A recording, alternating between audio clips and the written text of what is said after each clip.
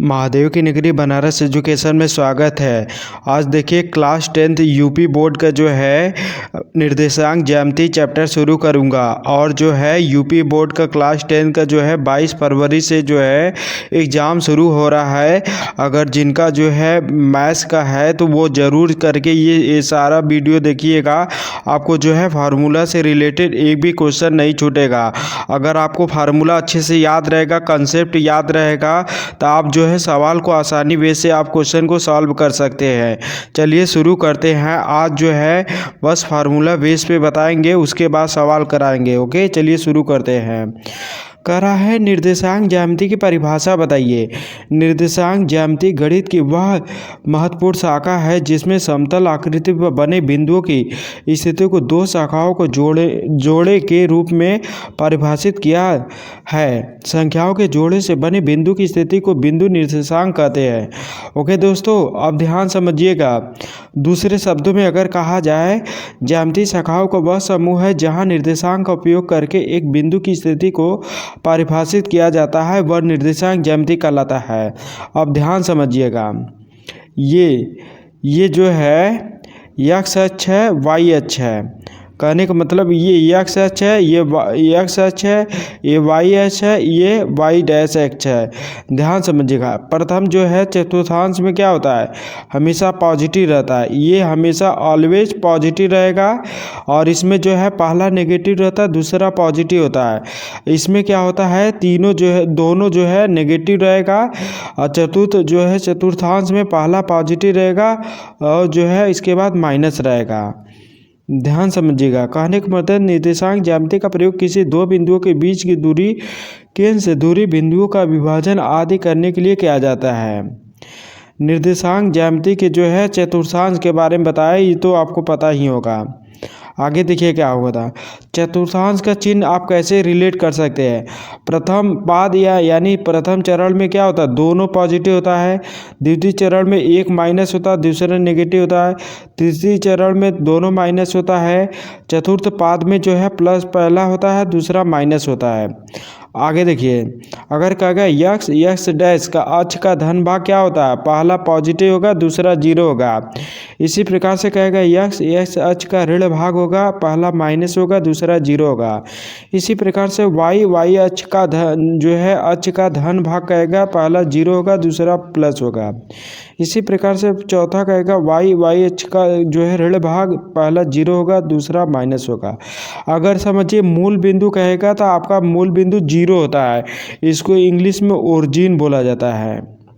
Okay, आगे देखिए क्या कह रहा है। कह रहा है कि दो बिंदुओं के बीच की अगर जो है दूरी निकालने के लिए कह देगा तो आप कौन सा फार्मूला लगाएंगे। अगर बोलेगा दोस्तों दो बिंदुओं के बीच की दूरी निकालने के लिए आप यही लगाएंगे, यानी कि आर स्क्वायर बराबर। ओके, आर स्क्वायर बराबर तो रूट हट जाएगा, बट अगर आर बराबर ओनली करेंगे तो ये देखिए, आप अगर r बराबर करेंगे तो ऐसे लिख सकते हैं, दो बिंदुओं के बीच की दूरी square root of x2 minus x1 का whole square plus y2 minus y1 का होल स्क्वायर। ये फार्मूला होता है। यही अगर आप r स्क्वायर बराबर करेंगे तो स्क्वायर रूट हट जाता है। अब ध्यान समझिएगा। अगर पूछेगा मध्य बिंदु का सूत्र बताइए, किसी भी दो निर्देशांक बिंदु के बीच के मध्य निर्देशांक बिंदु ज्ञात करने के लिए मध्य बिंदु सूत्र के प्रयोग किया जाता है। जैसे देखिए ध्यान से, मध्य बिंदु को निकालने के लिए x बराबर क्या करेंगे, दोनों को जोड़ देंगे, x1 प्लस x2 बटे 2। ओके, इसी प्रकार का y पोर्शन निकालेंगे, y बराबर y1 प्लस y2 बटे 2। आगे देखिए, अगर कहेगा p के निर्देशांक बताइए, x बराबर क्या कर सकते हैं, x1 प्लस x2 बटे 2 कामा y बराबर y1 प्लस y2 बटे 2। ये जो है p निर्देशांक दोनों का निर्देशांक निकल जाएगा। विभाजन सूत्र कहेगा तो क्या करेंगे। विभाजन सूत्र माना कि कोई रेखा a और b है जिसमें a बिंदु के निर्देशांक a x1 y1 और b बिंदु के निर्देशांक b x2 y2 है, m रेशियो n के रूप में विभाजित किया जाता है, तो इसे ज्ञात करने के लिए इस फार्मूला का प्रयोग किया जाता है। ओके, ध्यान समझिएगा। आप करेंगे तो x बराबर लिखेंगे m x2 plus n x1 बटे m प्लस n y बराबर my2 प्लस my1 बटे m+1। अब ध्यान समझिएगा, अगर आपको नहीं समझ में आता है ये समझिए ध्यान से। कोई बिंदु है यम n, ओके।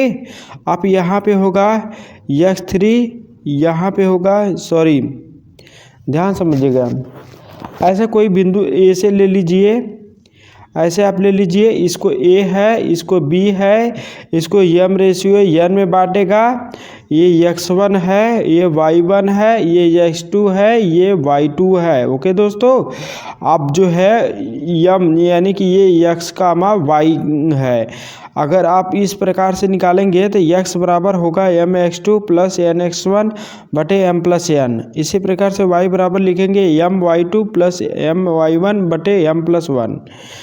अर्थात इसको ऐसे भी कह सकते हैं x बराबर mx2 प्लस nx1 बटे m+n कामा y बराबर my2 प्लस my1 बटे m+1। ध्यान समझिएगा, अगर कहेगा आपका सामान्य फार्मूला त्रिभुज का क्षेत्रफल निकालने के क्या करते हैं आप, 1/2 आधार गुणे शीर्ष लंब।